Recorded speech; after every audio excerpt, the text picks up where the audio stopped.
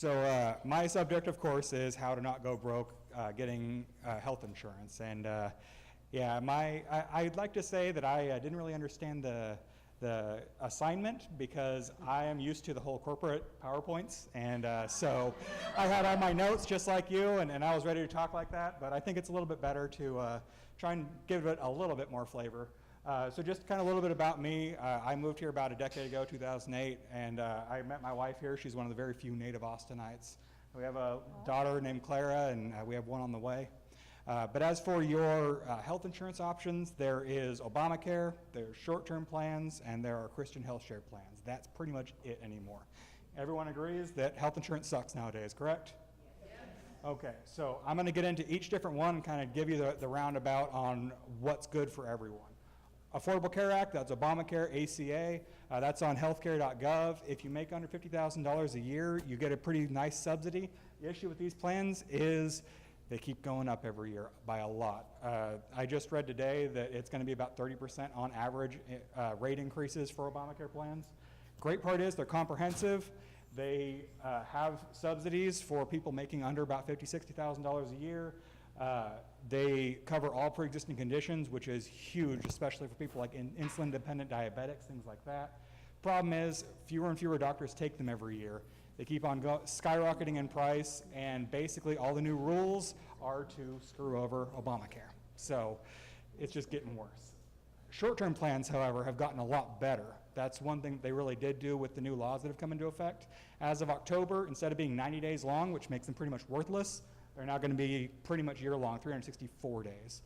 These plans are great for being affordable. These plans have really flexible pricing. You can pay very, very little for them.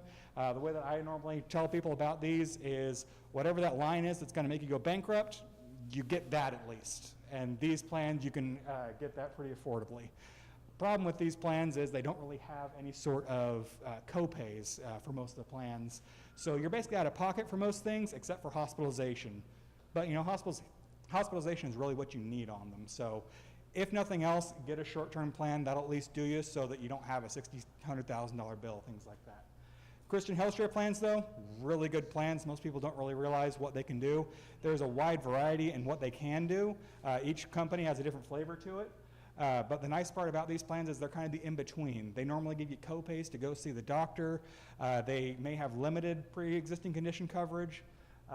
And they have family pricing. So if you have a family of more than 3, these plans are going to be far more affordable than an Obamacare plan. And they're PPOs, which means you can go to any doctor that you want.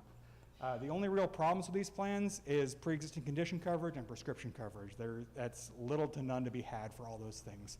So long as you don't take a brand name drug, these are actually probably the best ones for you. So just to kind of recap on each one of these things. The Obamacare plans are best if you have pre-existing conditions or you are a lower income. Short-term plans are best if you make just above that line but still can't really afford health insurance, or you don't really utilize it that much, like you're a 26-year-old who doesn't really have health problems. And Christian health share plans are best for families. Open enrollment for Obamacare, November 1st through December 15th. That's it, 45 days. You have to sign up between those days. The other 2 plans, you can sign up at pretty much at any time. Short-term plans are next day. Christian health share plans are 1st to 15th of the month, but don't wait until you get sick because then it's considered a pre-existing condition. That's the biggest takeaway from that. Supplements are another great thing that are really underutilized. Most people don't really understand what they are beyond Aflac. But supplements, especially supplements for accidents and hospitalization, those are probably the 2 best. They'll pay you a cash payment, so you don't have to worry too much about your deductible because it pays for you, and these things are pretty cheap each month. They also have comprehensive plans that give you a payment for everything. Then dental and vision, I just kind of wanted to briefly go over them. They basically look like they look on a group health insurance plan. It's just there's a little bit of variation to each one of them. When it comes to dental plans, you have either your PPOs or your discount plans.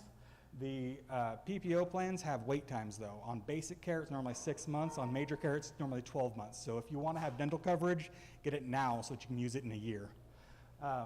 For the discount plans, you generally, if you have major work to be done, it's not going to really help you. Anything basic, it's going to help you.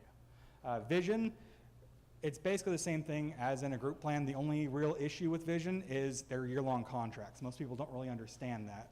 That's the only health insurance that actually requires that contract, but you get basically the same coverage no matter where you go. All right. Thank you, Justin.